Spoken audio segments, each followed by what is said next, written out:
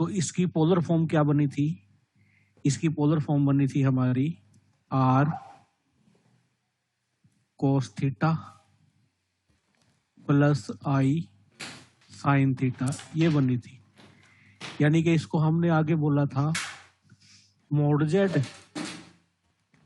You cos theta plus i sin theta बोला था इस फॉर्म को। तो आइलर फॉर्म भी बोला था। हमने शॉर्टकट ट्रिक बनाई थी इसके लिए। हमने शॉर्टकट ट्रिक क्या बनाई थी कि अगर फर्स्ट क्वाड्रेंट में है पॉइंट तो आपने थीटा इक्वल टू फाई लेना है। अगर सेकंड क्वाड्रेंट में है तो theta equal to pi minus phi लेना है। अगर है थर्ड क्वाड्रेंट में, इसका नेगेटिव कर देना है, तो theta equal to minus pi plus phi लेना है। अगर पॉइंट है आपका फोर्थ क्वाड्रेंट में, तो फोर्थ क्वाड्रेंट में अगर पॉइंट है तो आपको क्या करना है, theta equal to minus phi लेना है। बस ये रूल आपको याद करना है पोलर फॉर्म में। और एक मैंने आपको जो स्टैंडर्ड रिजल्ट है वो बताया था। स्टैंडर्ड रिजल्ट मैंने क्या बताया था, फाई निकालने का जो तरीका होता है, फाई निकालने का तरीका एक ही रखना है इसमें, tangent inverse y by x पूरे के ऊपर क्या आएगा, मोड आएगा। ठीक है, तो इस फॉर्म के ऊपर है ना मैं डिस्कस कर चुका था काफी हद तक, ताकि एक छोटी सी रिवीजन आपको मिल जाए। मैं एक क्वेश्चन ले लेता हूं इसके लिए।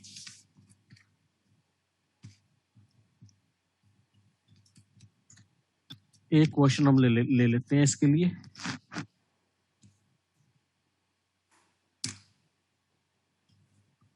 मान लीजिए आपका ये क्वेश्चन है,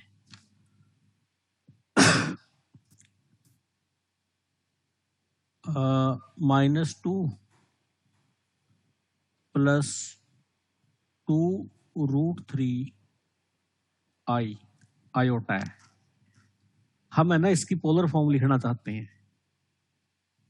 ठीक है, तो पोलर फॉर्म के लिए वो +1 +2 के तरीके मत याद करिए, क्योंकि जो +1 +2 के तरीके वो क्या है, लेंथ ही है, उन पे समय वेस्ट होता है। तो आपको जो ट्रिक सिखाई गई है इस पे काम करिए। तो इस ट्रिक में सबसे पहले मुझे क्या निकालना है, फाई। और सबसे पहले आप नंबर देखिए किस क्वाड्रेंट में है, एक्स नेगेटिव है, वाई पॉजिटिव है।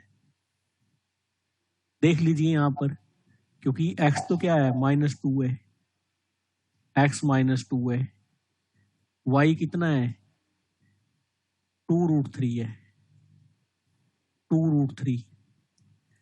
तो आपको यहां से डायरेक्ट पता चल रहा है, क्या पता चल रहा है कि एक्स तो आपका नेगेटिव है और वाई पॉजिटिव है। तो x negative y positive second quadrant में होता है।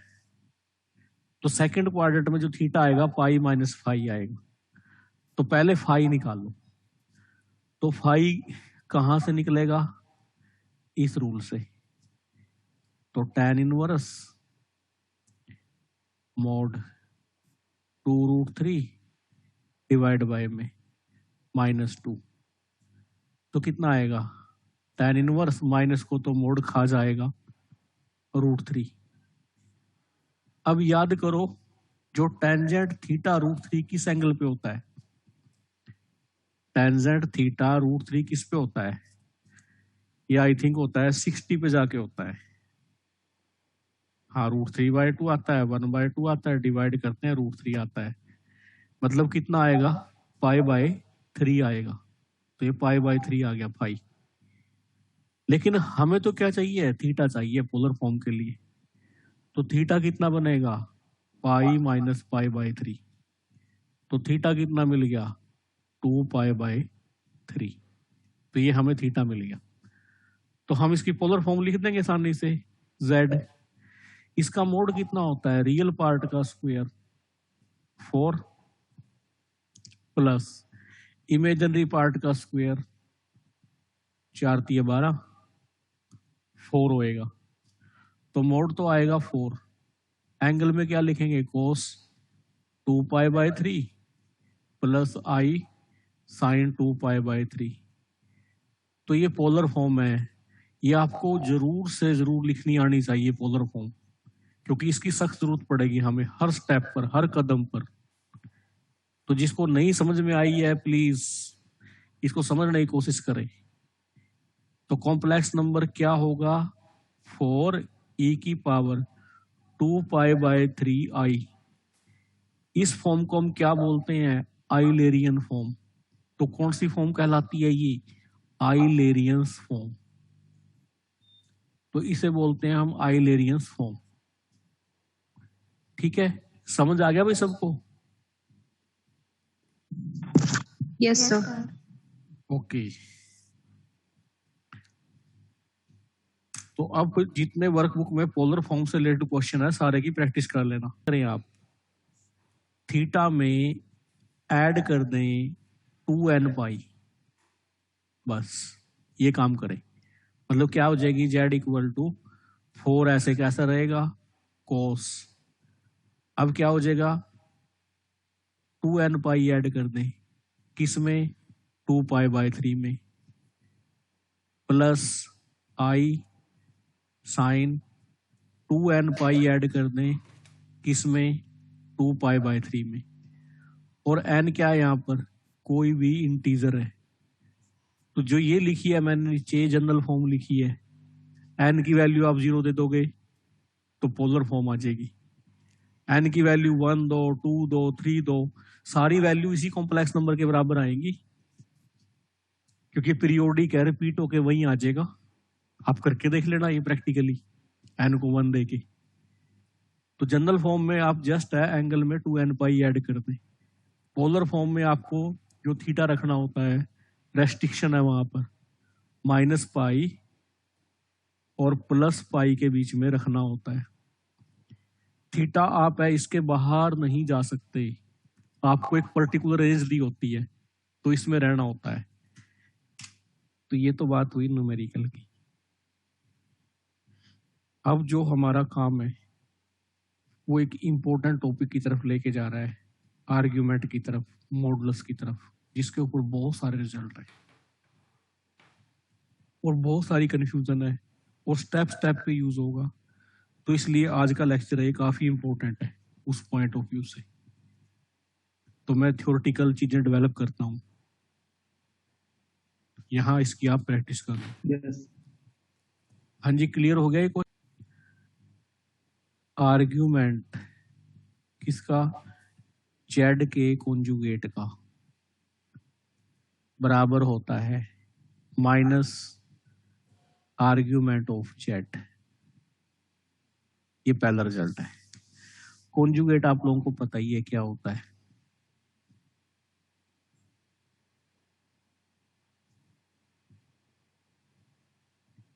अगर मैं इसकी पिक्चर बनाऊं, पी पॉइंट है यहां पर है, ये कोई कॉम्प्लेक्स नंबर है जेड, मतलब x + i y है। मींस अगर कोऑर्डिनेट सिस्टम में लिखूं तो x y लिखूंगा। ठीक है, ये है कोई कॉम्प्लेक्स नंबर जेड, ओपी से प्रेजेंट किया गया है। तो इसमें जो ये हाइट है परपेंडिकुलर, ये y है, PM y है, और OM ये x है, ये x है। अब मैं इसका कॉन्जुगेट लेना चाहता हूं, जब भी आप कॉन्जुगेट लो किसी भी कॉम्प्लेक्स नंबर का, तो x एक्सिस के ऊपर मिरर रखते हैं। मिरर कहाँ रखा जाता है, जो मिरर है आपका वो पुट होता है x एक्सिस के ऊपर, और जो गिवन पॉइंट है उसकी इमेज देखी जाती है। इमेज, इसकी इमेज है कहाँ बनेगी, ये बात है। तो इसकी इमेज कहाँ बनेगी, नीचे बनेगी उतनी गहराई में जाकर, मतलब एम पी डैश पर बनेगी, जाकर पी डैश पर बनेगी। जो ये एंगल बनेगा ये वाला, ठीक है, पहले आर्ग्यूमेंट क्या था, ये थीटा था, ये जेड कॉन्जुगेट आया। जेड कॉन्जुगेट का मतलब एक्स माइनस आई वाई, और कॉन्जुगेट का दोबारा कॉन्जुगेट लेंगे, वही कॉम्प्लेक्स नंबर वापस पी पे चला जाएगा। ठीक है, हम करते हैं ना रिजल्ट ये दोबारा कॉन्जुगेट। तो पहले एंगल थीटा था, अब एंगल कितना हो गया, जैसे जेड डैश देखा, क्योंकि पहले था ये एंटी क्लॉकवाइज, अब हो जाए क्लॉकवाइज, माइनस थीटा हो गया, बस ये फर्क आया। जब आप जेड देख रहे थे तो एंगल कितना था, थीटा था। जब जेड कॉन्जुगेट देख रहे हो माइनस थीटा था। ये आर्ग्यूमेंट जेड है और एक किसका आर्ग्यूमेंट है, जेड कॉन्जुगेट का। यही तो प्रूफ करना था, ठीक है, यही हमने प्रूफ करना था। ये तो हुई थ्योरेटिकल बात। अब चलते हैं इसके प्रूफ पे प्रैक्टिकली। इसको हम प्रूफ कैसे करेंगे, प्रूफ जेड की पोलर फॉर्म लिख लो। क्या polar form, r cos theta plus i sine theta, मैंने पोलर फॉर्म लिख दी। तो आर्ग्यूमेंट जेड किसके बराबर है, थीटा के बराबर है। अब इसका कॉन्जुगेट देखो, जब मैं कॉन्जुगेट देखूंगा तो कितना होगा, r cos theta minus iota sine theta हो जाएगा। ठीक है, तो इसको मैं कैसे लिख सकता हूं, r cos theta plus i sine minus theta लिख सकता हूं ना। तो कोस के साथ तो चाहे नेगेटिव लगाओ चाहे पॉजिटिव लगाओ कोई फर्क नहीं पड़ता, क्योंकि माइनस को खा जाता है तो। ठीक है, तो आपको दिखाई दे रहा होगा आर्ग्यूमेंट है जो जेड कॉन्जुगेट का कितना है, ये है, दोनों जगह होता है जो एंगल माइनस थीटा है, और थीटा की जगह क्या है, आर्ग्यूमेंट ऑफ जेड है। तो इस रिजल्ट का एक इस्तेमाल है काफी होता है, जो डीप क्वेश्चन आते हैं उनमें होता है। तो कॉन्जुगेट का आर्ग्यूमेंट निकालना हो किसके बराबर आता है, माइनस बार और उसी का आर्ग्यूमेंट। हाँ जी, समझ में आया।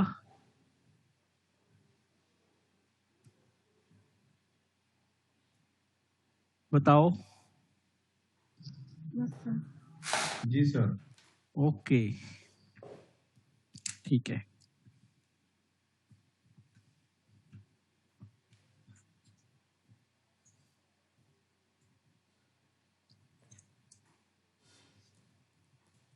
अब हम चलते हैं, जेड टू का है, सेकंड रिजल्ट है, किसके बराबर होता है, ये होता है argument of z one plus argument of z to.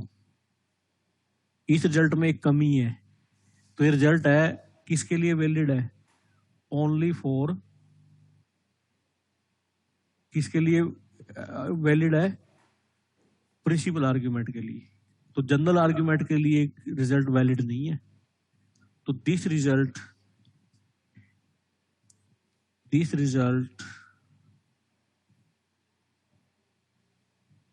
holds only for principal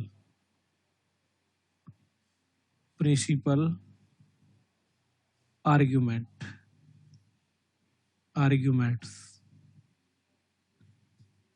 अगर प्रिंसिपल आर्ग्यूमेंट नहीं ले रहे हैं तो ये रिजल्ट होल्ड नहीं करेगा। मैं आपको काउंटर लेके दिखाऊंगा, पहले मैं इसका लॉजिक दे दूं, क्या लॉजिक है इसका। इसका लॉजिक बड़ा आसान है। इसमें आप है दो कॉम्प्लेक्स नंबर लेके चलते हैं, एक तो जेड वन लेके चलते हैं, क्या लेके चलते हैं, आर वन ई की पावर आई थीटा वन, ये लेके चलते हैं। आर्ग्यूमेंट जेड वन का कितना है, थीटा वन, मैंने आइलेरियन फॉर्मूला लिख दी इसकी। तो जेड टू किसके बराबर है, R2 e की I थीटा 2। अब सोचिए आर्ग्यूमेंट Z2 किस बराबर होगा? थीटा 2 के बराबर होगा। सीधी सी बात है। आप इनकी प्रोडक्ट करके देख लीजिए। जब आप इनकी प्रोडक्ट करोगे, जो R1 R2 तो नंबर आगे रहेंगे, ई की पावर बेस सेम है, ऐड हो जाएगा angle theta 1 plus theta 2। Therefore जो आर्ग्यूमेंट आएगा Z1 डॉट Z2 का, वो किसके बराबर आएगा? थीटा 1 प्लस थीटा 2 के बराबर आएगा। थीटा 1 की वैल्यू यूज कर लो, argument Z1 plus argument Z2। ठीक है, नोट चढ़ा लो इसके ऊपर।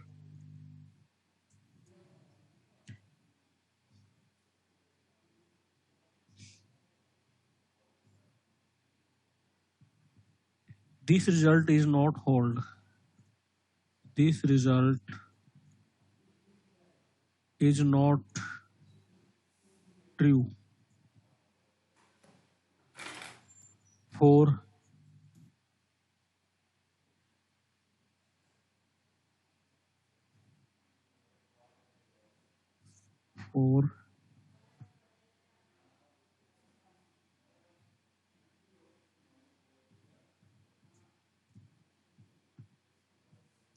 अच्छा, मैंने पिछला रिजल्ट थोड़ा गलत लिखवा दिया, उसमें थोड़ा सा संशोधन कर लो। जो रिजल्ट ट्रू होता है वो जनरल आर्ग्यूमेंट के लिए होता है, जनरल वैल्यू के लिए यूज होता है। ठीक है, जो Z1 Z2 की कौन सी वैल्यू ली जाती है? जनरल वैल्यू ली जाती है। ध्यान रहे, जो प्रोडक्ट की वैल्यू कौन सी ली जाएगी? जनरल।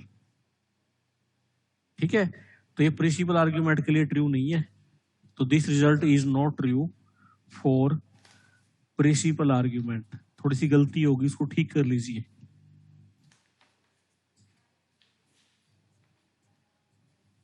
तो प्रिंसिपल आर्ग्यूमेंट के लिए ट्रू नहीं है ये। ठीक है, ये किसके लिए ट्रू है? जनरल के लिए। उसमें थोड़ा चेंज कर लीजिए। This result true is general value of the argument of the product Z1 Z2। तो this result is true for the general value of the product Z1 dot Z2। General value के लिए true है। अगर मैं general value लेता हूं product की, अगर मैं प्रोडक्ट की प्रिंसिपल वैल्यू लेता हूं, फिर ये ट्रू नहीं है, ये रिजल्ट फिर कमी है। तो क्या कमी है, मैं वो कमी बताता हूं प्रिंसिपल के लिए क्यों ट्रू नहीं है। ये काउंटर देता हूं आपको। प्रूफ समझ में आ गया पहले? हाँ जी, प्रूफ समझ में आ गया? जी सर। जी सर, हाँ, प्रूफ समझ में आ गया। इसका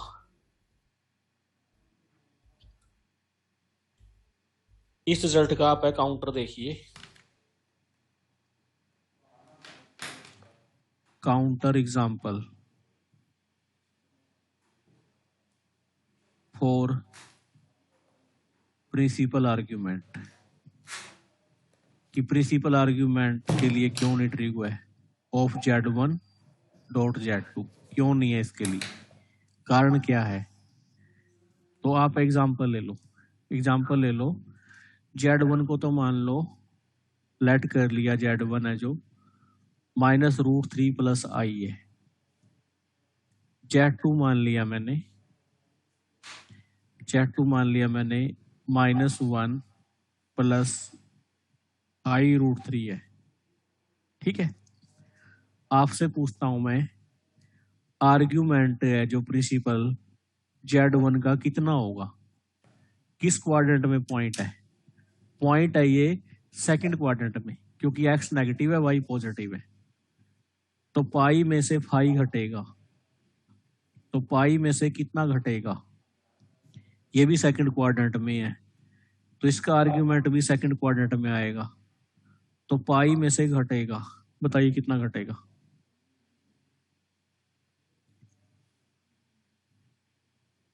कितना सब्ट्रैक्ट होगा फर्स्ट में? 5/6 कितना होगा? 2 डिग्री होगा सर। 6 हाँ π/6 होगा। हाँ 60 डिग्री हो जाएगा।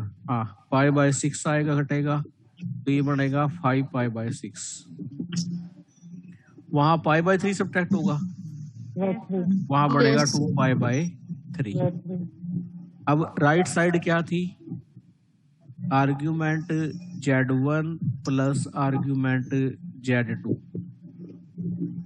तो ये बनेगी 5π/6 प्लस 2π/3। एलसीएम आ गया 6, 5π प्लस 4π, तो ये आ जाएगा सॉल्व करके 3π/2। 9π/6 आता है ना, तो 3π/2 आ गया प्लस में। तो अब निकालते हैं हम प्रोडक्ट का।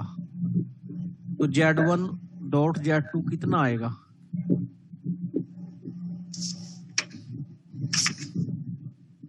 Z1 डॉट Z2 आएगा √3 minus iota 3 minus iota plus iota square √3, यानी कि माइनस √3।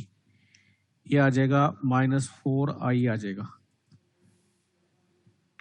-4i आएगा।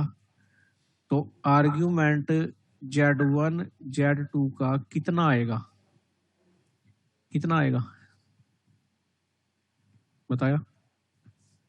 -4i का आर्ग्यूमेंट बताओ फटाफट। -π/2 आएगा ना,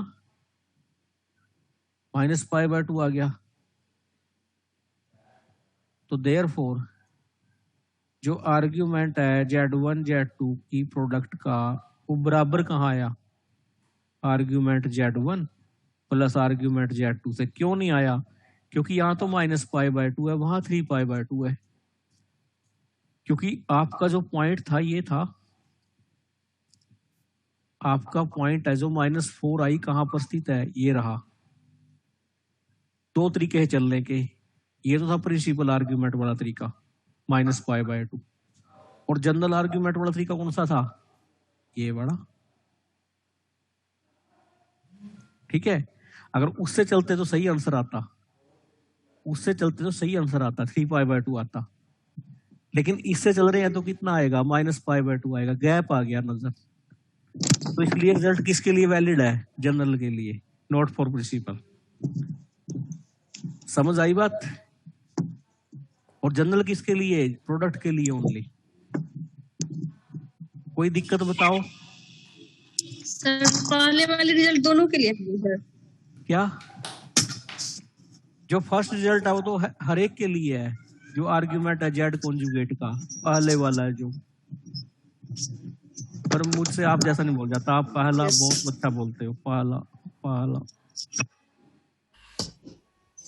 तो पहला वाला रिजल्ट के लिए जनरल है, सेकंड वाला ट्रू है जनरल के लिए, प्रिंसिपल के लिए नहीं है। समझ गए? सर ये एंटी क्लॉकवाइज लिया है तो -5 है कि क्लॉकवाइज?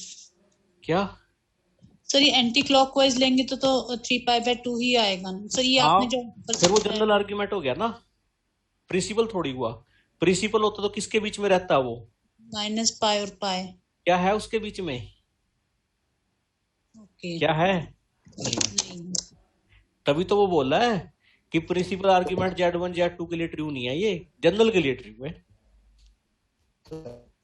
सर तो प्रिंसिपल आर्ग्यूमेंट के लिए हम शॉर्टेस्ट डिस्टेंस लेते हैं ना? हाँ, शॉर्टेस्ट एंगुलर डिस्टेंस। और जनरल आर्ग्यूमेंट के लिए हम बिगर डिस्टेंस लेते हैं कि? हाँ, कोई उसके लिए कोई मतलब जो आर्बिट्ररी कोई सी बिगर पूरी उसके लिए भी तो इस क्वेश्चन में फिर डिफरेंट आ जाएगा। हाँ बिल्कुल। तो मतलब नहीं, उसके लिए एक के लिए ट्रू होगा ना। जो आपकी डिस्टेंस है, ये वाली डिस्टेंस है, एक के लिए ट्रू करेगा ना। जनरल आर्ग्यूमेंट के लिए तो वैसे बहुत सारे एंगल आएंगे, 2n π ऐड होता है। जब n को 1 ले रहे हो आप तो होल्ड कर रहा है ये, तो यहाँ पर पहुंचना आपको। सर जनरल के लिए हमेशा एंटी क्लॉकवाइज चलेंगे ना? Anti clockwise. जनरल के लिए ये रेस्ट्रिक्शन नहीं होती, जनरल के लिए रेस्ट्रिक्शन नहीं होती, उसमें होता है 0 से लेकर 2π तक। प्रिंसिपल में रेस्ट्रिक्शन होती है, उसमें होता है -π से π तक। ठीक है, जनरल में क्या लेते हैं थीटा, 0 से 2π। ठीक है जनरल तो सर कोई भी ले सकते हैं ना सर? ना, एंटी क्लॉकवाइज चल के, क्लॉकवाइज वाला नहीं। हमेशा हमेशा। एंटी क्लॉकवाइज ही होगा। चलिए। हाँ, जनरल के लिए। और प्रिंसिपल के लिए कुछ ऐसा नहीं है उसमें। हाँ, शॉर्टेस्ट प्रिंसिपल के लिए कुछ ऐसा नहीं, उसमें शॉर्ट टेस्ट देखनी होती है। आपने सही कहा कांक्षा, जनरल के लिए तो हमेशा एंटी क्लॉकवाइज, प्रिंसिपल के लिए जहां शॉर्ट टेस्ट चलना पड़े। पहली बात तो ये। ठीक है। Yes sir. हाँ, दूसरी बात, तो जनरल आर्ग्यूमेंट सिर्फ किसका देखना होता है, प्रोडक्ट का। प्रोडक्ट का, उसके लिए ट्रू है ये। लेकिन प्रोडक्ट का अगर प्रिंसिपल देखोगे तो गड़बड़ हो जाएगी। Z1 Z2 का देखना जनरल, कभी इनका देखने लग जाओ। ठीक है,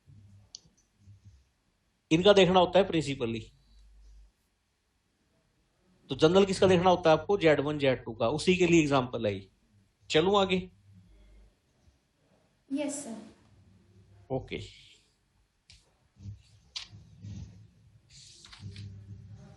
तो ये काफी क्रूशियल पॉइंट है। सर इनको ध्यान- रागिनी मैम है क्या? Congratulations to Ragini ma'am and Pooja ma'am. Ragini, बहुत बहुत बधाई हो। रागनी बोलता बहुत अच्छा है, बहुत अच्छा बोलती है। कल इसने बहुत अच्छे डायलॉग मारे, मजा आ गया इसके डायलॉग सुन के। इसकी बातों में ना एक अजीब तरह का अलग से मजा सा आता है जब भी बात करती है। ऐसे लगता है बोलती रहे, बस बोलती मैम की रहे। वॉइस बहुत स्वीट है और काफी अच्छे से समझाती है मैम। हाँ हाँ, पूजा मैम नहीं है क्या? है नहीं रागनी? अरे रागनी, बधाई तो ले ले भाई।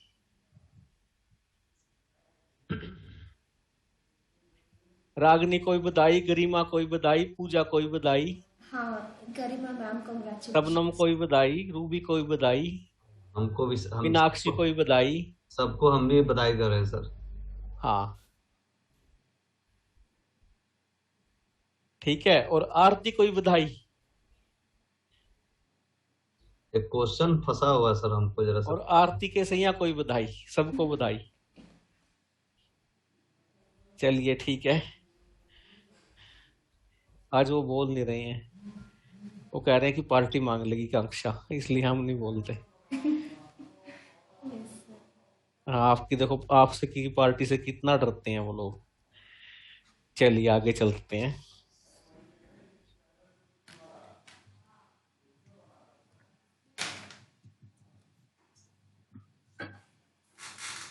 जो नेक्स्ट रिजल्ट है हमारा वो ये है,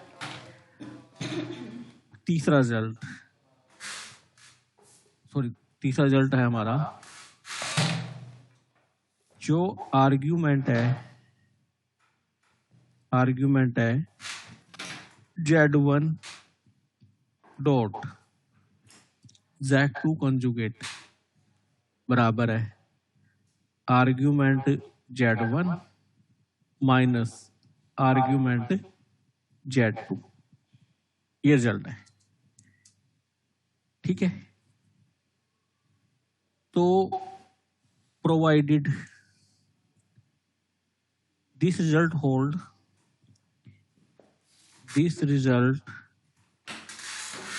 also holds for the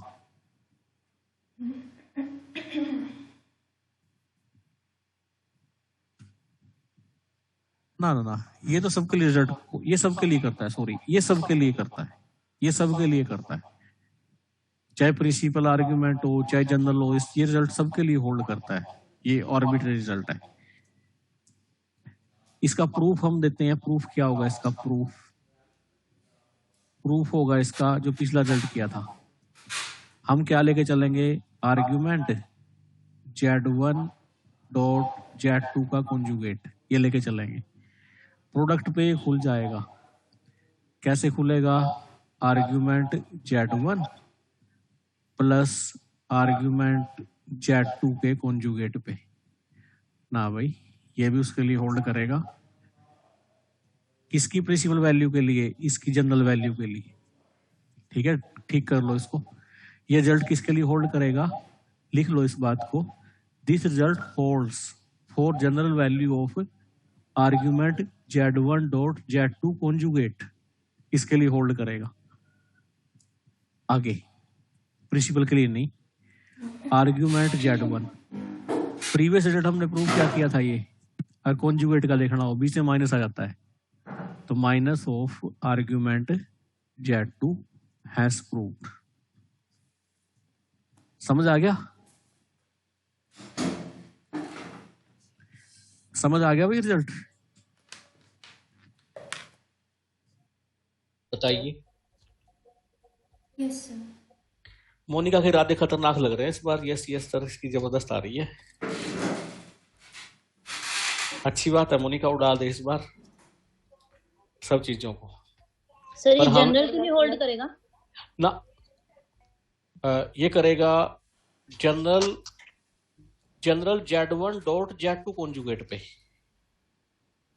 इसकी जो जनरल वैल्यू के लिए, मतलब जनरल एंगल के लिए। हाँ ये लिख सकते हो, this result holds for general argument value of z1 dot z2 conjugate, क्योंकि उसका पर्टिकुलर केस हो गया ना ये पिछले वाले का, प्रोडक्ट वाले का।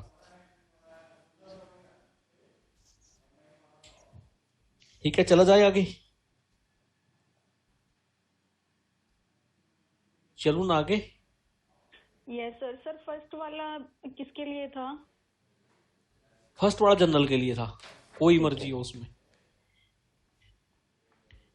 अब है फोर्थ रिजल्ट। फोर्थ है जो आर्ग्यूमेंट है डिवाइड में z1 डिवाइड z2, ये बराबर होता है argument of z1 minus argument of z2, ये होता है। ठीक है, ये किसके लिए होल्ड करता है, general argument of, this result holds for general value of, हाँ जी, तो थर्ड वाला किसके लिए बताया आपने? जो जनरल आर्ग्यूमेंट है जो एंगल के अंदर है लेफ्ट साइड के, तो जनरल ठीक के है लिए ना। करेगा अब हाँ जनरल के लिए, प्रिंसिपल के लिए नहीं। जैसे यहाँ एंगल क्या है, z1 z2 है, z1 बाई z2 है, ये इसकी जनरल वैल्यू के लिए। ठीक है, तो ये प्रिंसिपल के लिए होल्ड नहीं करता। प्रिंसिपल के लिए कर भी सकता है, नहीं भी। हाँ मतलब हमेशा नहीं करता ना, हमेशा नहीं करता। तो हम जब ये लिख रहे हैं ना नहीं करता, तो नीड नॉट ट्रू आता है ना। तो this result is not true, this result is not true for principal argument, principal argument of z1 by z2, इसके लिए होल्ड नहीं करता ये। ठीक है, इसका प्रूफ कैसे लिखेंगे, प्रूफ लिखना तो बड़ा आसान है। तो लेट z1 कर लेंगे कितना, r1 e की पावर i थीटा 1, और z2 कितना लेट कर लो, r2 e की i थीटा 2। आर्ग्यूमेंट z1 सबको पता है कितना आएगा, थीटा 1 आएगा। आर्ग्यूमेंट z2 सबको पता है कितना आएगा, थीटा 2 आएगा। अब डिवाइड करो, जब हम डिवाइड करेंगे r1 बाय r2 होगा, और बेस सेम हो तो पावर घट जाएगी। जो आर्ग्यूमेंट आएगा z1 बाय z2 क्या आएगा, थीटा 1 माइनस थीटा 2, वैल्यू डाल दो। तो argument z1 minus argument z2 has proved. समझ आ गया ना।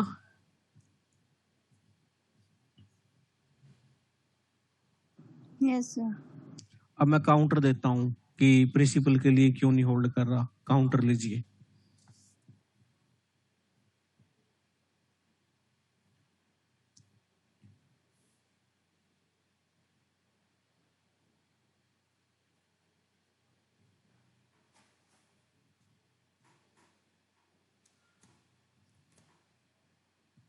√3 प्लस आई किस क्वाड्रेंट में है? दोनों नेगेटिव हैं। दोनों नेगेटिव है तो थर्ड में है। ये नेगेटिव पॉजिटिव है तो सेकंड में है, तो ये थर्ड में है। तो कितना आएगा आर्ग्यूमेंट Z1 अगर थर्ड में जाता है? -5 + 5 आता है। आर्ग्यूमेंट ऑफ Z2 कितना आएगा? पाई -5 आएगा। बताना कितना आएगा। फिर आप इनकी प्रोडक्ट करोगे। प्रोडक्ट करोगे तो कितना बनेगा? पहले पूरा 3 बनेगा, फिर इसकी उससे होगी -i√3 बनेगा, फिर इसकी इससे होगी +i√3 बनेगा, है ना। फिर इसकी इससे होगी -i² +1 बनेगा। ठीक है। ओ Z1/Z2 करना, सॉरी। तो Z1/Z2 करना था, तो Z1/Z2 करिए। माइनस कॉमन निकाल लीजिए, √3 + i और माइनस कॉमन निकाल लीजिए, √3 - i। रैशनलाइज कर दीजिए, माइनस माइनस कट कर दीजिए, रैशनलाइज कर दीजिए। √3 + i और √3 + i, यहाँ हो जाएगा √3 - i, √3 + i। तो ऊपर तो बन गया स्क्वायर 3 + i² -1 + 2 √3i। नीचे बन गया 3 + 1, तो 2/4 1/2 + 2/4 √3/2i। ठीक है, ये Z1 Z2 ले लीजिए। तो यहां तो कितना आया? ये एक तो एंगल आ गया -5π/6, दूसरा एंगल आ गया ये गलत निकाल दिया, क्या सही निकाला है? 5π/6। ठीक है, सही निकाला है। और जब सब्ट्रैक्ट करोगे तो कितना बनेगा? अगर मैं सब्ट्रैक्ट करूंगा argument Z1 minus argument Z2, कितना बनेगा? ये बन जाएगा -10π/6, है ना। -5π/3 बनेगा।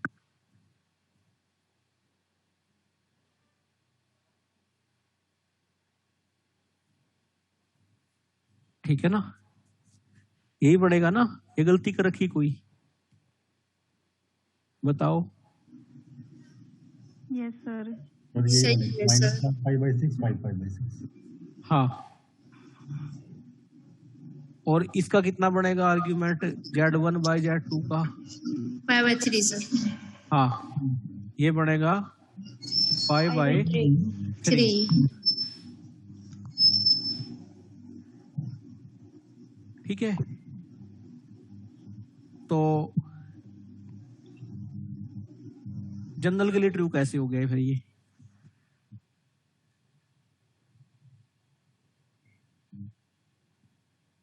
जनरल के लिए ट्रू कैसे हो गया फिर ये?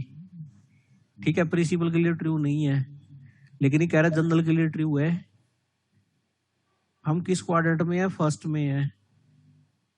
हम फर्स्ट में है क्योंकि आपका पॉइंट है ये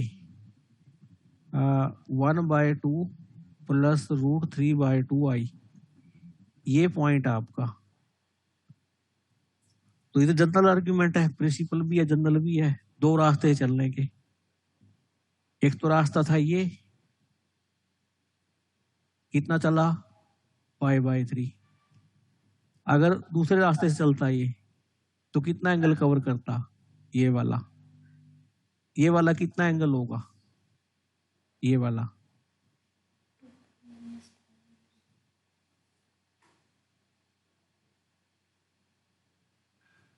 कितना होगा, -2 प्लस π/3 कर दो, ये एंगल होगा -2 प्लस π/3, तो कितना होगा -5 π/3। तो इस एंगल के लिए ट्रू होता। ठीक है, तो प्रिंसिपल आर्ग्यूमेंट तो होता है जिसमें कम चलना पड़े। हम कह रहे थे कि जनरल आर्ग्यूमेंट वो होता है जिसमें एंटी क्लॉकवाइज चलना पड़े, तो वो चीज हमारी गलत है, गलत साबित होगी यहाँ से। प्रिंसिपल वैल्यू लेंगे ना सर? क्या प्रिंसिपल वैल्यू लेंगे ना π/3? और प्रिंसिपल तो π/3 है, लेकिन ये कह रहा है ना कि जनरल के लिए ट्रू होल्ड कर रहा है, ये तो कह रहा है ये, तो इसका मतलब है जो हमने धारणा बनाई वो गलत है ना। तो जनरल के लिए तो हो रहा है सर। जनरल के लिए क्यों इस -π/3 को जनरल क्यों बोला? सर वो प्रिंसिपल है सर, π/3 प्रिंसिपल π/3 तो प्रिंसिपल है, -5 π/3 को जनरल क्यों बोला? जो प्रिंसिपल -π/3 ये सब ये हमारे प्रिंसिपल हो जाएगा ना सर, क्योंकि एंटी क्लॉकवाइज है यहाँ पे सर ये कह सकते, हेलो सर, हाँ जी, यहाँ पे ये कह सकते हैं कि every principal argument is general principal argument. ना ना जनरल हर एक जनरल प्रिंसिपल नहीं होगा। ना ना ना ना, वो हमारी डेफिनेशन है वो गलत है। क्लॉकवाइज एंटी क्लॉकवाइज तो गलत है, वो तो गलत होगी। इसकी डेफिनेशन ये बननी चाहिए, प्रिंसिपल आर्ग्यूमेंट तो वो होता है जिसमें हमें कम चलना पड़े, जिसमें हमें कम चलना पड़े। और जनरल आर्ग्यूमेंट कौन सा होगा, जिसमें हमें ज्यादा डिस्टेंस कवर करनी पड़े, वो जनरल आर्ग्यूमेंट होगा। इसको एक बार आप गूगल पे सर्च करो कि difference between principal argument and general argument. जिसमें ज्यादा वैल्यू चली जाए उसमें मतलब वो प्रिंसिपल होगा कि जनरल होगा? जनरल और सेकंड आर्ग्यूमेंट दोनों सेम होंगे, जनरल और प्रिंसिपल एक ही चीज होगी, उसमें एक ही चीज हो जाएगी। अगर आप है यहाँ खड़े हो उसमें तो एक ही बात है, प्रिंसिपल और जनरल, इतना चल रहे हो, इधर से भी इतना चल रहे हो। अदरवाइज हर पॉइंट के लिए जिसमें कम डिस्टेंस कवर करनी पड़ेगी उसे प्रिंसिपल आर्ग्यूमेंट बोला जाएगा। मान लो हम इस क्वाड्रेंट में है, डिस्टेंस ये कवर करनी पड़ी, उधर से ये करनी पड़ी, इसको तो बोलेंगे प्रिंसिपल आर्ग्यूमेंट और उसको बोलेंगे जनरल आर्ग्यूमेंट। अब मान लो थर्ड क्वाड्रेंट में है, अगर थर्ड क्वाड्रेंट में है तो इसे तो बोला जाएगा प्रिंसिपल आर्ग्यूमेंट और इसे बोला जाएगा जनरल आर्ग्यूमेंट। तो सर हर बार अलग साइन आ रही है, मतलब कैसे भी चल रहे हैं हर बार? हाँ, अब जैसे फोर्थ क्वाड्रेंट में चलना, आपको फोर्थ क्वाड्रेंट में कोई पॉइंट है, यहाँ पॉइंट है, तो इसको तो बोला जाएगा प्रिंसिपल आर्ग्यूमेंट और इसको बोला जाएगा जनरल आर्ग्यूमेंट। अगर आप फर्स्ट क्वाड्रेंट में हैं तो इसे तो बोला जाएगा प्रिंसिपल आर्ग्यूमेंट, कम चलना पड़ा, और इधर से देखो आपको ज्यादा डिस्टेंस कवर करनी पड़ी, इसको बोला जाएगा जनरल आर्ग्यूमेंट। हेलो सर, हाँ जी सर जनरल आर्ग्यूमेंट तो बहुत सारा हो सकता है, लेकिन सर ये प्रिंसिपल आर्ग्यूमेंट तो यूनिक होगा ना सर? वो तो है ही है, प्रिंसिपल आर्ग्यूमेंट की तो यूनिक वैल्यू आएगी। हाँ तो सर उसी का जनरल का ही पर्टिकुलर केस है ना सर ये, तो हम प्रिंसिपल को बोल सकते हैं ना जनरल, लेकिन जनरल को प्रिंसिपल नहीं बोल सकते हैं। वही तो मैं कह रहा हूँ ना, अगर आपको मान लो पॉइंट एक फिक्स हो, दो आर्ग्यूमेंट होते हैं वहां पर, एक प्रिंसिपल होगा एक जनरल होगा, ठीक है। सर इस क्वेश्चन में सर एक बार फिर से बताइए, क्योंकि देखो दोनों में देखो संबंध क्या होता है, प्रिंसिपल और जनरल में ये संबंध होता है,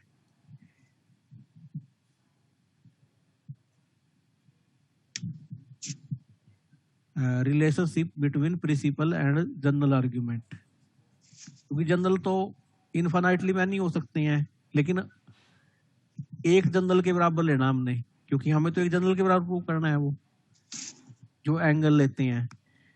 प्रिंसिपल आर्ग्यूमेंट होता है थीटा, प्रिंसिपल आर्ग्यूमेंट तो होता है थीटा, और जो जनरल आर्ग्यूमेंट होता है उसमें 2πn ऐड कर देते हैं। जनरल आर्ग्यूमेंट होता है 2n प्लस थीटा कर देते हैं, ठीक है। और n की वैल्यू क्या है, इंटीजर है। जैसे इस केस में प्रिंसिपल आर्ग्यूमेंट कितना था, π/3 था, तो जनरल आर्ग्यूमेंट कितना आएगा, 2n प्लस π/3 आएगा। और n की वैल्यू क्या है, कोई भी इंटीजर है। जो हमारा रिजल्ट ट्रू हो रहा था इसके जनरल के लिए ट्रू हो रहा था, और जनरल में n को कितना रखना था, -1 रखना था। n को कितना रखना था, माइनस। ठीक है, अगर n को 0 रख दूंगा, हेलो सर, जहां भी सर n को 0 जनरल, रख देंगे। हाँ सर जनरल आर्गुमेंट का हमेशा पाई और माइनस पाई से छोटा ही होगा ना? क्या जनरल आर्गुमेंट सर हमेशा पाई से बड़ा और माइनस पाई से छोटा ही होगा। प्रिंसिपल, वो प्रिंसिपल हमेशा माइनस पाई और प्लस पाई के बीच में होगा। पाई से बड़ा और माइनस पाई से छोटा बोल रहे हैं, जनरल आर्गुमेंट होगा ना, पाई से बड़ा और माइनस पाई से छोटा, इसके बीच में नहीं आएगा। मुझे एक बात सर ये पूछनी थी। हाँ argument Z1 upon Z2 θ1 minus थी, मतलब argument Z1 minus argument Z2 जो हमने प्रूव किया था। हाँ, इस क्वेश्चन में जनरल पे लेने पे तो सर वो सही बैठ रहा है। आर्ग्यूमेंट Z1 जो है जनरल लेने पे 210 डिग्री आ रहा है। हाँ, और आर्ग्यूमेंट Z2 150 डिग्री आ रहा है। तो माइनस कर देने पर सर 60 डिग्री आ रहा है, वही Z1 अपॉन Z2 आ रहा है पाई/3। हाँ, तो वो तो मतलब जनरल के लिए ठीक बैठ रहा है। हाँ, पर सर हमें एक डाउट आ रहा है कि हम Z1 और Z2 का तो प्रिंसिपल ले रहे हैं और फिर इसका जनरल देख रहे हैं, तो लेफ्ट हैंड साइड में जनरल और राइट हैंड साइड में प्रिंसिपल, ऐसा कोई क्यों बात कर रहे नहीं, हैं? रिजल्ट होल्ड ही उसके लिए करता है। अगला बोल रहा है पहले उसके लिए ट्रू है रिजल्ट, सबके लिए ट्रू नहीं है। ओके। और सर ये एक्सरसाइज के जो हमने कल मैंने सॉल्व किए, तो उसमें जैसे हमने प्रिंसिपल निकाला तो एक आंसर प्रिंसिपल से दिया हुआ है, और दूसरे आंसर में जैसे यदि नीचे की फोर्थ क्वाड्रेंट में यदि बनता है कोई एंगल, तो उन्होंने 2 पाई में से माइनस करके भी सारे, तो और में उन्होंने 2 पाई में से माइनस करके भी एंगल दिए हुए हैं। तो वो क्या जनरल आर्ग्यूमेंट दिए, मतलब जनरल एंगल निकाला है, क्या निकाला है सर वो? अगर जहां भी 2n पाई आ रहा है जनरल आर्ग्यूमेंट है, अगर n नहीं आ रहा तो नहीं आ रहा है सर। जैसे यहाँ पे नीचे आ रहा है एंगल, फोर्थ क्वाड्रेंट में आ रहा है π/2। हाँ, तो उन्होंने 2 पाई माइनस π/2 से एक आंसर दिया हुआ है और एक माइनस π/2 से आंसर दिया हुआ है। एक तो आ रहा है आपका π/2 आ रहा है, ये कह रहे हो? हाँ नहीं, फोर्थ क्वाड्रेंट में क्या आएगा एंगल? फोर्थ क्वाड्रेंट में यदि कोई एंगल बन रहा है तो एक तो माइनस थीटा हो जाएगा अकॉर्डिंग टू द रूल। हाँ, और दूसरा उन्होंने दिया हुआ है एक आंसर 2 पाई माइनस थीटा से। तो ये कौन से तो अप्रोच 2 पाई माइनस थीटा से तो ये लिया हुआ है, ये वाला। एक तो ये तो हो गया आपका प्रिंसिपल आर्ग्यूमेंट। जो 2 पाई माइनस थीटा वाला हो गया वो प्रिंसिपल ये हो गया, ये जनरल आर्ग्यूमेंट हो गया, क्योंकि टोटल 2 पाई है। हाँ, इसमें थीटा गया। अच्छा, तो जनरल से दिया हुआ है। हाँ सर हाँ जी, एक चीज पूछना था, जैसे जनरल में हम क्या करते हैं कि क्लॉकवाइज चलते हैं ना, ऐसा नहीं है कोई रूल? n को -1 पुट कर लो, कहाँ क्लॉकवाइज चले? n को अगर आप -1 पुट करते हो तो आप एंटी क्लॉकवाइज चल रहे हो ना। जी सर। अगर आप n को पॉजिटिव वैल्यू पुट करते तो क्लॉकवाइज चल रहे हो, अगर n को नेगेटिव वैल्यू पुट करते तो एंटी क्लॉकवाइज चल रहे हो। तो जनरल आर्ग्यूमेंट यूनिक नहीं होता, प्रिंसिपल आर्ग्यूमेंट यूनिक होता है। प्रिंसिपल आर्ग्यूमेंट तब आता है जब हम जनरल आर्ग्यूमेंट में n को 0 पुट कर देते हैं। ओके सर, ठीक सर, ठीक है। तो सारे के सारे हमेशा n बराबर 0 ही पुट करना पड़ेगा। हाँ, जनरल में, क्योंकि जनरल प्रिंसिपल से ही बना है ना। जी सर। उसमें ये एक्स्ट्रा फैक्टर लिया, अगर ये फैक्टर ना लिया जाए तो प्रिंसिपल ही रह जाएगा।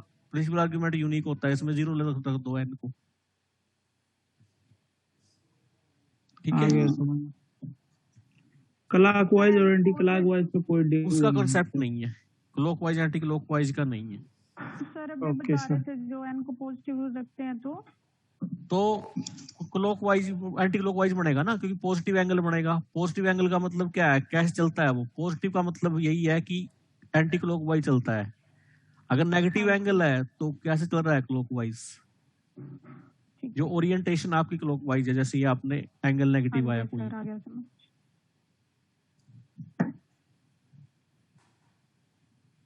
आ गया समझ में सर मैं ये प्लस ट्वाइस Z1 का मोड Z2 का मोड cos ऑफ θ1 माइनस θ2। एक तो रिजल्ट ये है। और दूसरा रिजल्ट देखिए इसका,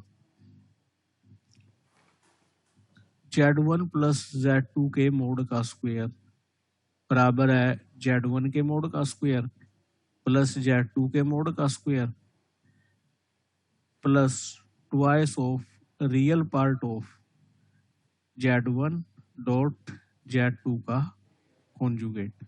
तो ये दो रिजल्ट हैं, तो इनका प्रूफ है बड़ा आसान है। तो प्रूफ किससे है, सिर्फ मैं एक रिजल्ट का प्रूफ ला देता हूँ, नेक्स्ट आपने खुद प्रूफ करना है। तो इसका प्रूफ क्या है, वही है, पहले Z1 Z2 मान लो, फिर Z1 प्लस Z2 निकाल लो।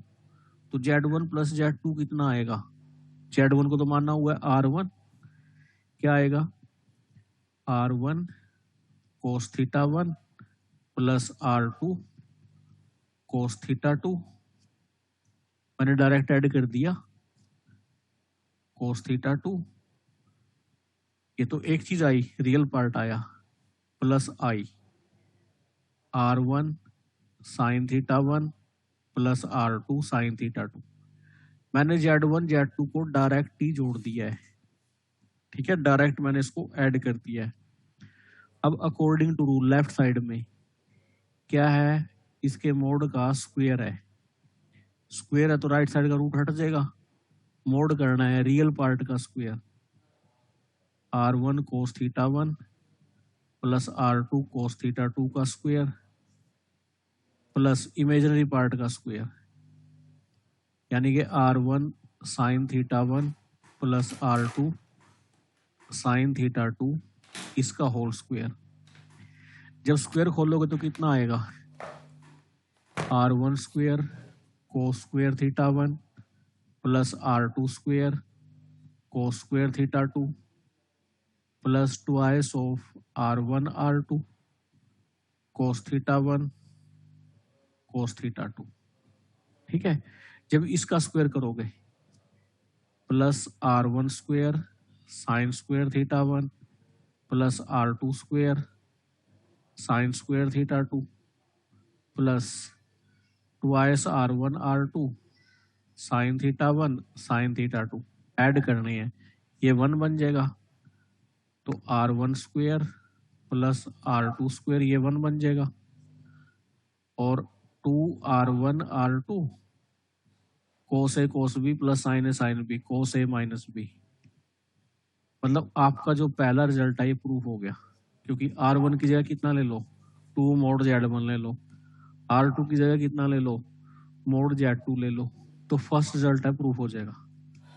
बताओ फर्स्ट रिजल्ट का प्रूफ समझ में आ गया? Yes sir. अब मैंने इससे ये और वाला पार्ट प्रूव करना है। और वाला पार्ट कब प्रूव होगा, अगर मैं ये प्रूव कर दूं कि real part of Z1 Z2 conjugate है, इसके इक्वल है, ठीक है, तो ये प्रूव हो जाएगा।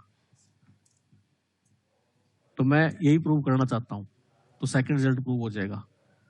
तो क्या लेके चलूं मैं, नीचे से मैं मिटे देता हूं इसको, नीचे से मैं इरेज कर देता हूं इसको इरेज कर दो सारे को।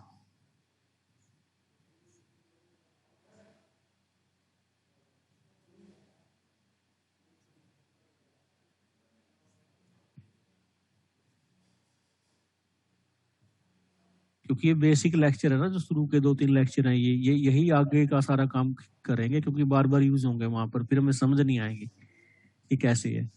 मैं क्या प्रूव करना चाहता हूँ, real part of Z1 dot Z2 conjugate उसके बराबर, ठीक है।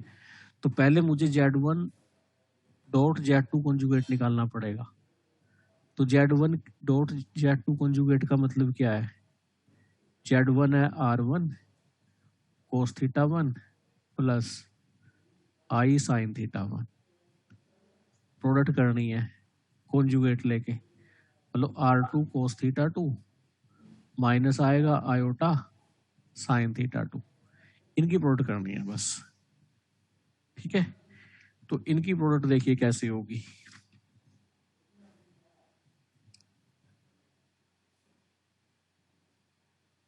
हाँ R1 आगे आ जाएगा, R2 आगे आ जाएगा, वो चीज हो जाएगी। तो इनकी प्रोडक्ट कैसे होगी? प्रोडक्ट करिए। प्रोडक्ट जब हम करेंगे R1 R2 आगे आ जाएगा, R1 R2 आगे आ जाएगा। पहले cos थीटा 1 की प्रोडक्ट है, किससे होगी? cos थीटा 2 से। cos थीटा 1 की होगी cos थीटा 2 से। इसकी कर दो इससे, आई स्क्वायर होता है -1 प्लस हो जाएगा। sin थीटा 1 की प्रोडक्ट sin थीटा 2 से, प्लस आई कॉमन ले लो, आई कॉमन ले लो। इसकी तो करो इसके साथ, sin theta 1 cos theta 2 minus, इसी करो इसके साथ, cos थीटा 1 sin थीटा 2, इस बराबर आएगी R1 R2, ये cos है cos b प्लस sin है sin b, cos a minus b plus i sine, ये थीटा 1 माइनस थीटा 2। अब ये Z1 डॉट Z2 कॉन्जुगेट आया, इसका रियल पार्ट कितना आएगा? रियल पार्ट R1 R2 आएगा, cos थीटा 1 माइनस थीटा 2 आएगा। मतलब ये वाली टर्म छोड़ देंगे हम, हैज प्रूव्ड। समझ में आ गया?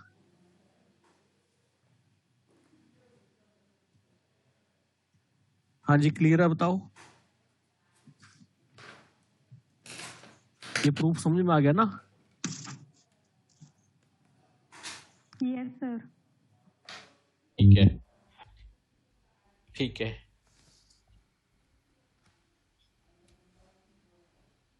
तो ये तो था Z1 माइनस Z2 के मोड का स्क्वायर। अगर Z1 माइनस Z2 के मोड का स्क्वायर होता, रिजल्ट से वो रिजल्ट लिख देंगे हम। उसका प्रूफ हम नहीं करेंगे, सेम लाइन के ऊपर है, खुद करना आप। जो नेक्स्ट रिजल्ट है,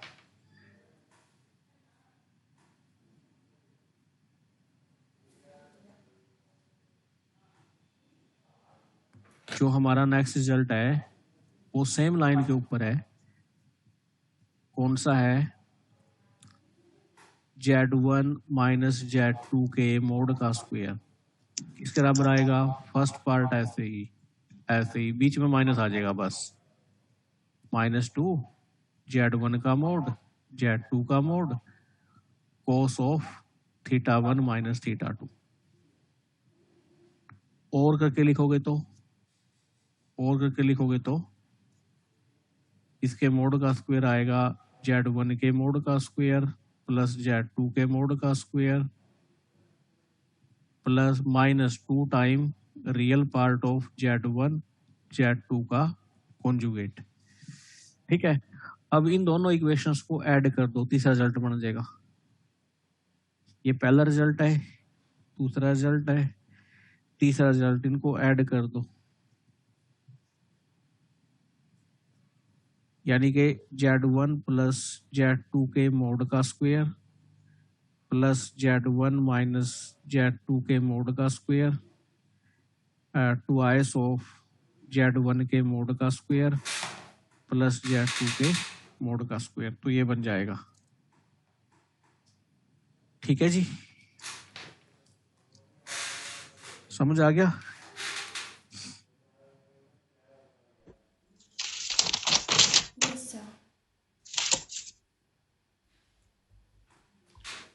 कर दो रफ इसको, बताओ। सर अभी थोड़ी देर रहने दीजिएगा। ठीक है पुष्पा, ठीक है, स्लो चलती है, स्लो लिखती है।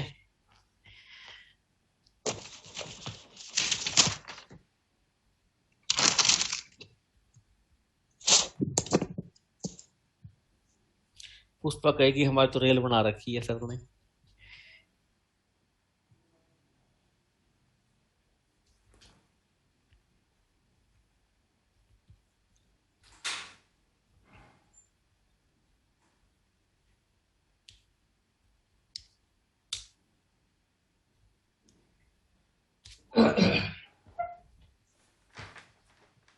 चलता हूं आगे।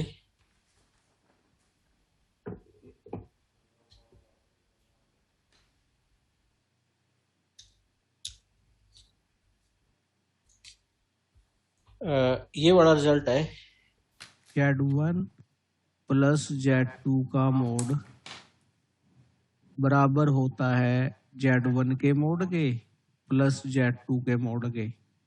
इक्वलिटी कब होल्ड करती है? इफ एंड ओनली इफ का रिजल्ट है जब argument Z1 minus argument Z2 कितना हो π/2।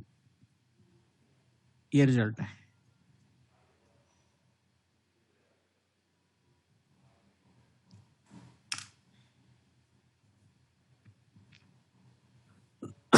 तो इक्वलिटी तब होल्ड करती है अगर ये इक्वल नहीं है इनके डिफरेंस, तो इक्वलिटी होल्ड नहीं करेगी। तो ये सीधा फार्मूला है। तो इसका लॉजिक देखिए आप, देखो लॉजिक क्या आएगा इसका।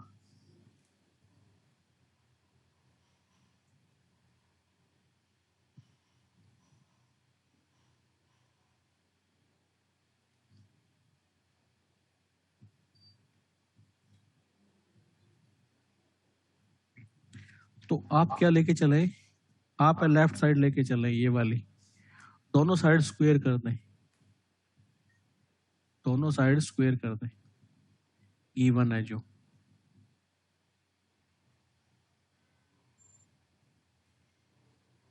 ठीक है, दोनों साइड स्क्वायर कर दें। तो पहले का स्क्वायर हमें पता है कितना आएगा। पहले का स्क्वायर कितना आएगा? Sorry sorry sorry sorry sorry मैंने गलत लिख दिया क्या? दो रिजल्ट से, असल में दो रिजल्ट से। यहाँ ठीक करो, ठीक करो। ये रिजल्ट है Z1 माइनस Z2 है, Z1 प्लस Z2 का मोड, ये रिजल्ट है। मैंने गलत कर दिया, दूसरा रिजल्ट भी है, वो भी इसके बाद कराता हूँ। दोनों साइड क्या कर दो? स्क्वायर। Z1 प्लस Z2 का मोड और Z1 माइनस Z2 का मोड है। इक्वल कब आता है? If and only if argument Z1 minus argument Z2 जब π/2 आता है। तो दोनों साइड स्क्वायर कर दें। तो डेफिनेशन लगाए जो भी की थी, mod Z1 square plus mod Z2 square plus twice of mod Z1 Z2 cos θ1 minus θ2 किसके इक्वल होना चाहिए? Mod Z1 square plus mod Z2 square और minus twice Z1 mod Z2 mod cos θ1 minus θ2। इससे ये उठ जाएगा, इससे ये उठ जाएगा। तो एक साइड ले जाओ, इफ एंड ओनली इफ लगाते रहो। 4 time Z1 mod Z2 cos of θ1 minus θ2 0। ठीक है, तो ये तो जीरो हो नहीं सकता क्योंकि नॉन जीरो कॉम्प्लेक्स नंबर है। तो cos θ1 माइनस θ2 0। ठीक है, तो ये जीरो कब होता है? जब ओड मल्टीपल ऑफ π/2। ठीक है, यानी कि θ1 माइनस θ2 क्या हो? 2n plus 1 π/2। ठीक है, n की वैल्यू क्या है? कोई भी इंटीजर हो उसके लिए। ठीक है, क्योंकि हम θ1 θ2 प्रिंसिपल आर्ग्यूमेंट लेते हैं, प्रिंसिपल आर्ग्यूमेंट लेते हैं, इसलिए हम है ना ये बड़ा रिजल्ट नहीं लेते। हम सिर्फ क्या ले लेते हैं? n को 0 पुट कर लेते हैं, क्योंकि हम है ना यहाँ पर कौन सा आर्ग्यूमेंट यूज कर रहे हैं? प्रिंसिपल आर्ग्यूमेंट यूज कर रहे हैं, प्रिंसिपल आर्ग्यूमेंट पूरे इसमें। तो इसलिए हम क्या लेते हैं? n की वैल्यू 0 लेते हैं, यानी कि जो θ1 माइनस θ2 है कितना लेते हैं? π/2। यानी कि जो argument Z1 minus argument Z2 किस बराबर लेते हैं? π/2 के बराबर। समझ आ गया?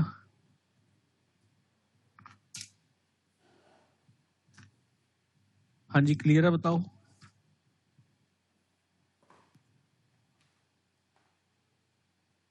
क्लियर है ना? Yes sir. ओके, तो नेक्स्ट पे चलूं। पुष्पा नोट कर लिया?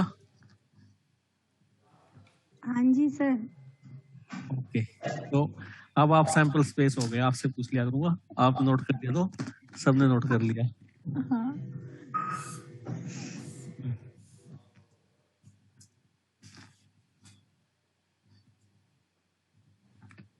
जो नेक्स्ट रिजल्ट है हमारा,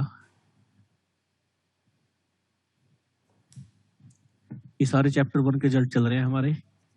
जो नेक्स्ट रिजल्ट है वही है Z1 प्लस Z2 का मोड बराबर Z1 का मोड प्लस Z2 का मोड।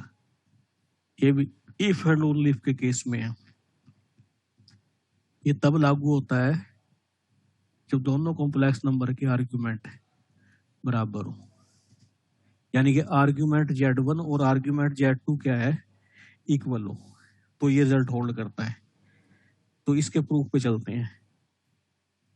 प्रूफ इसका वही है, क्या कर दो, स्क्वेयरिंग बोथ साइड कर दो, यहां भी स्क्वेयरिंग कर दो, ओपन हो जाएगा स्क्वेयरिंग फार्मूले से।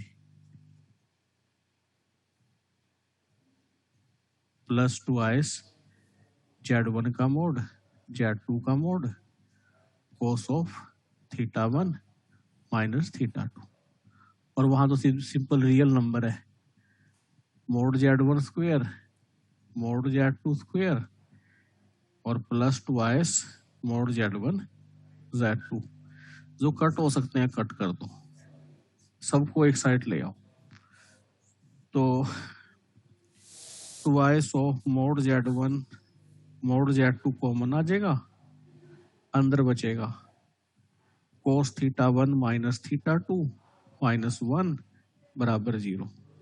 ये 0 नहीं होंगे, तो कोस θ1 माइनस θ2 माइनस 1 को 0 होना पड़ेगा, यानी कि if and only if cos θ1 minus θ2 को 1 होना पड़ेगा, ठीक है। और 1 कब होता है, जब 2n पाई हो, ठीक है, क्योंकि θ1 माइनस θ2 किस बराबर है 1 कोस में, जब 2n पाई हो, और n क्या है, कोई भी इंटीजर हो। लेकिन क्योंकि θ1 θ2 हम क्या ले रहे हैं, प्रिंसिपल आर्ग्यूमेंट ले रहे हैं, तो प्रिंसिपल आर्ग्यूमेंट में डिफरेंस 2 पाई थोड़ी कभी आएगा, तो n को क्या लेना पड़ेगा, 0 लेना पड़ेगा। तो आप n को 0 ले दो, जब n को 0 लेंगे तो θ1 माइनस θ2 को क्या होना पड़ेगा, 0। तो यहां से क्या आएगा, θ1 बराबर है θ2, हैंस प्रूव। समझ आ गया? Yes sir.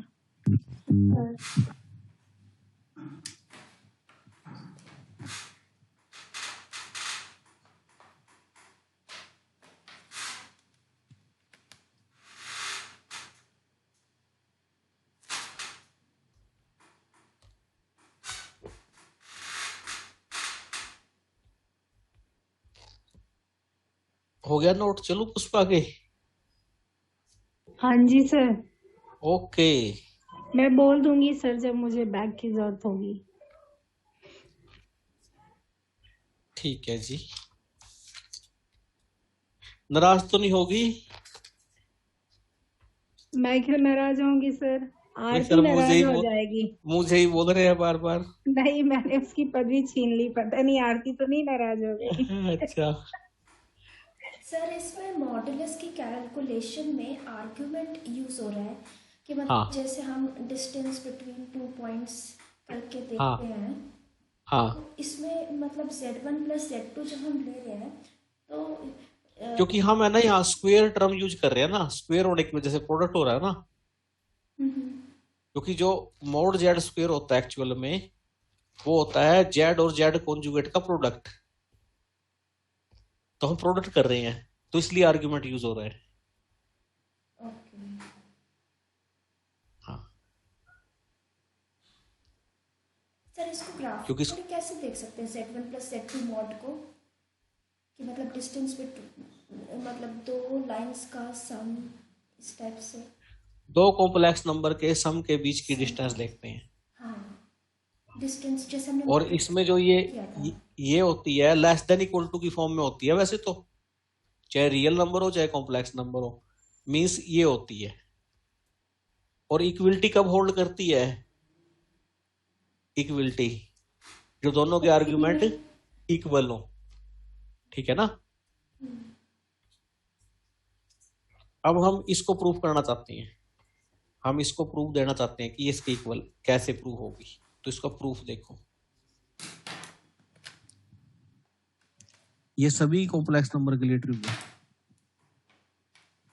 तो रियल नंबर के लिए तो अपने आप रिजल्ट ट्रू हो जाएगा, क्योंकि रियल नंबर तो कॉम्प्लेक्स का एक छोटा सा हिस्सा होती है। तो हम क्या लेके चलेंगे, हम इसकी लेफ्ट साइड का स्क्वायर लेके चले, हम लेफ्ट साइड का स्क्वायर लेके चले, तो किसके इक्वल आएगा ये? किसके इक्वल आएगा?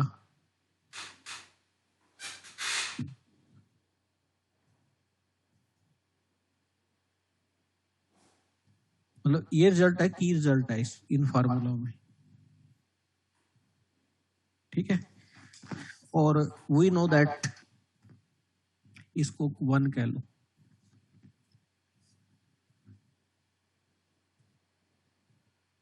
नो दैट जो cos ऑफ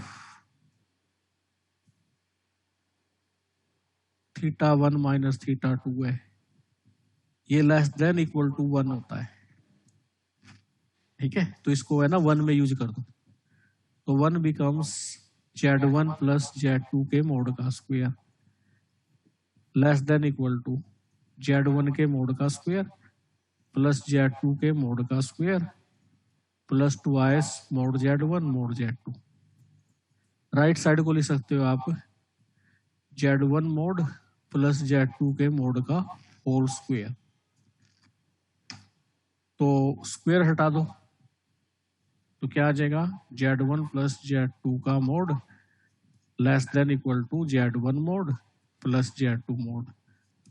और इक्वलिटी कब होल्ड करेगी, जब दोनों के आर्ग्यूमेंट इक्वल हो जाएंगे, तो वहां पर इक्वलिटी आ जाएगी। क्योंकि उस केस में क्या आ जाएगा, उस केस में आ जाएगा, उस केस में क्या आ जाएगा, इक्वलिटी में ये इक्वल टू 1 आ जाएगा, ये इक्वल टू 1 आ जाएगा उस केस में, जब आर्ग्यूमेंट दोनों के बराबर हो जाएंगे। तो आ गया समझ में?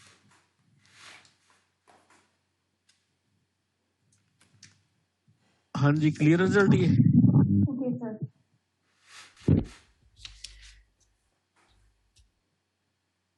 नेक्स्ट रिजल्ट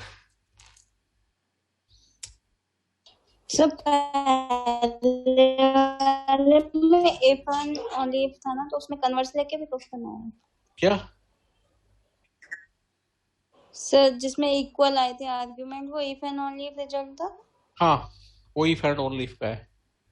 अगर आर्ग्यूमेंट इक्वल नहीं है, अगर आर्ग्यूमेंट इक्वल नहीं है तो इक्वलिटी नहीं आएगी, कभी नहीं आएगी।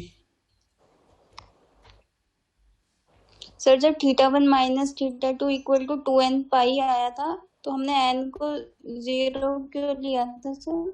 वो मेरा नेटवर्क चला गया। θ1 θ2 क्या है, प्रिंसिपल आर्ग्यूमेंट है, उनका डिफरेंस है 2 पाई नहीं हो सकता, उनका डिफरेंस है 2 पाई नहीं हो सकता। क्यों नहीं हो सकता? क्योंकि माइनस पाई को कभी शामिल नहीं करते हैं, माइनस पाई को शामिल नहीं करते होते हैं। थीटा की वैल्यू माइनस पाई से ग्रेटर और प्लस पाई के लेस या इक्वल होती है। तो जब भी दो थीटा के बीच में डिफरेंस निकाल लेंगे, वो 2 पाई कभी नहीं आएगा। समझ गए।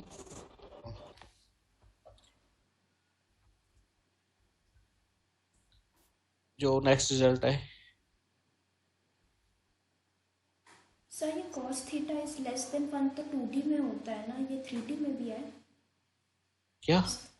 वो पिछले रिजल्ट में था ना कोस में देखो, θ1 रियल है, θ2 रियल है, तो डिफरेंस भी क्या आएगा, रियल आएगा। तो cos x तो लेस देन इक्वल टू 1 है, सब में होता है, क्योंकि रियल नंबर होगा ना ये। हाँ जी सर। तो Z1 प्लस Z2 मोड ये ग्रेटर देन इक्वल होता है Z1 का मोड माइनस Z2 का मोड। इसका देखो प्रूफ क्या है।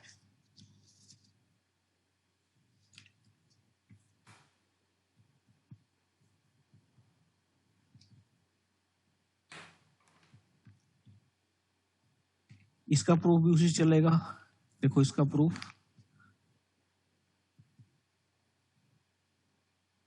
आप लेफ्ट साइड का स्क्वायर लेके चल पड़ो, इसके मोड का स्क्वायर लेके चल पड़ो।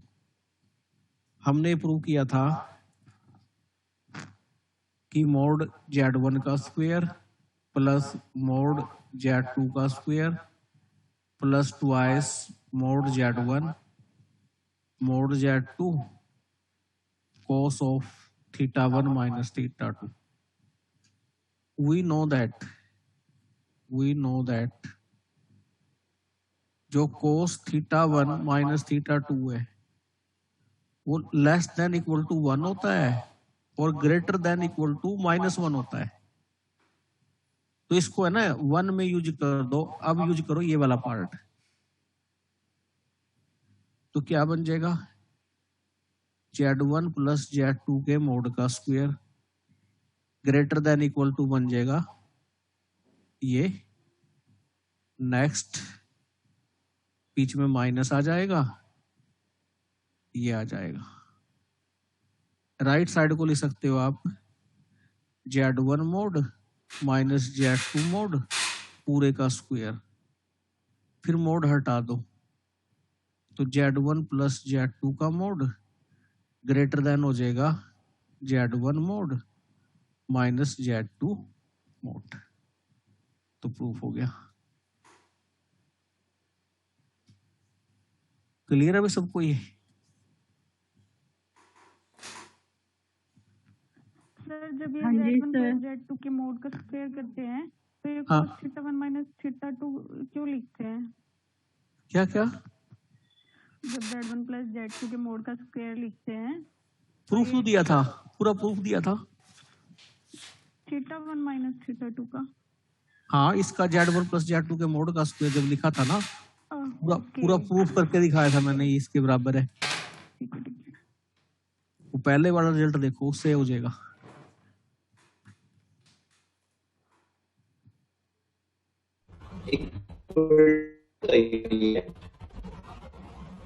अच्छा रिजल्ट पे आइए।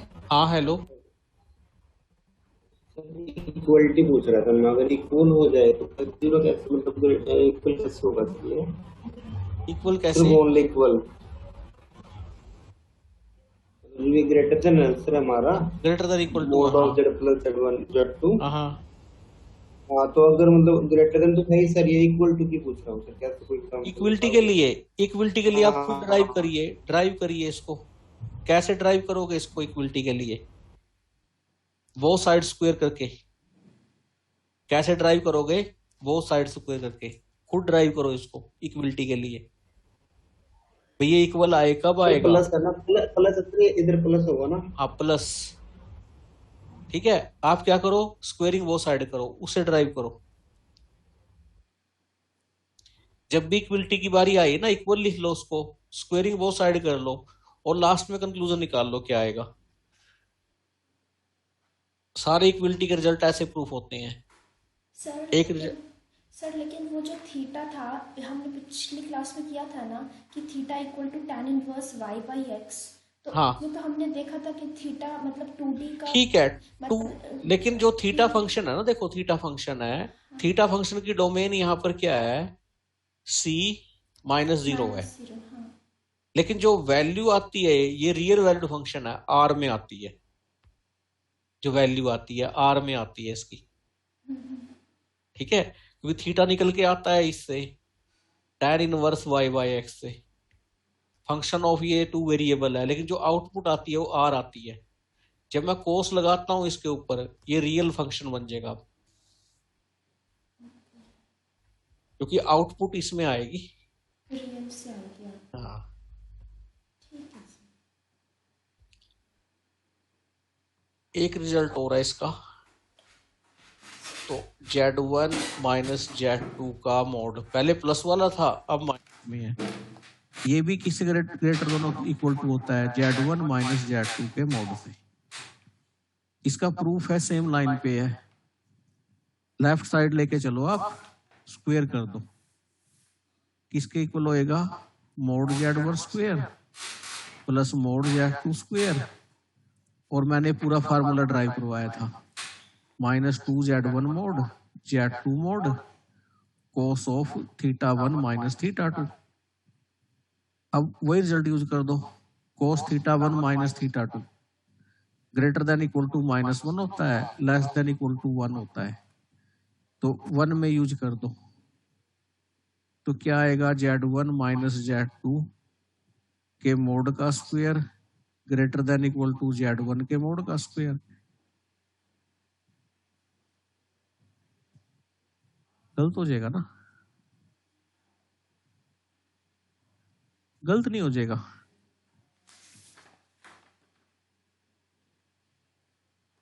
है ना?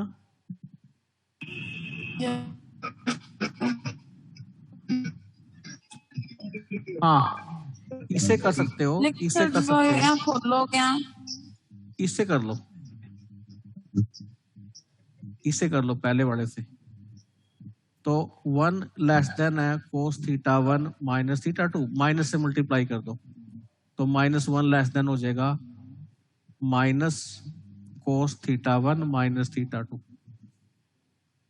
ठीक है, तो ये माइनस में वैल्यू क्या हो जाएगी? अब ग्रेटर देन इक्वल टू -1 हो जाएगी, यानी कि मैं इसको कह सकता हूं 2Z1 Z2 मोड, ये कह सकते हो। तो अपने आप प्रूफ हो गया फिर, क्योंकि यहाँ आएगा Z1 माइनस Z2 के मोड का whole square, sorry Z1 minus Z2 के मोड का होल स्क्वायर। हो गया प्रूफ? समझ आ गया ना?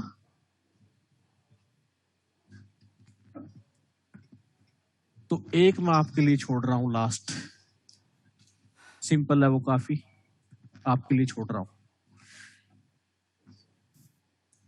ये आपने प्रूफ देना है इसका। ये रिजल्ट है Z1 प्लस Z2 के मोड का स्क्वायर बराबर है Z1 के मोड का स्क्वायर प्लस Z2 के मोड का square, if and only if Z1 by Z2 क्या हो? प्योरली इमेजिनरी हो। आपके लिए छोड़ रहा हूं। हिंट क्या है इसका? लेफ्ट साइड में फॉर्मूला लगा दो, लेफ्ट साइड में फॉर्मूला लगा दो, जो कटना है काट दो, अपने आप आपका आंसर आ जाएगा। समझ आएगा π/2 के इक्वल। समझ गए या नहीं समझ पाए? Yes sir. ये क्या आएगा? R1 बाय R2 e की पावर I θ1 माइनस θ1 माइनस θ2, और उसकी जगह कितना यूज करोगे? π/2। तो क्या आएगा? e की I π/2, और I π/2 क्या होता है? cos π/2 plus I sin π/2। cos π/2 0 होता है, sin π/2 1 होता है, तो क्या आएगा? Iota time R1 by R2। कैसा नंबर आया ये Z1 बाय Z2? कैसा आया बताओ?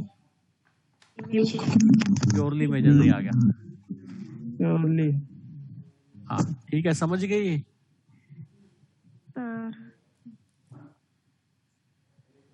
समझ गई ना? जी। हाँ विशाली समझ गई?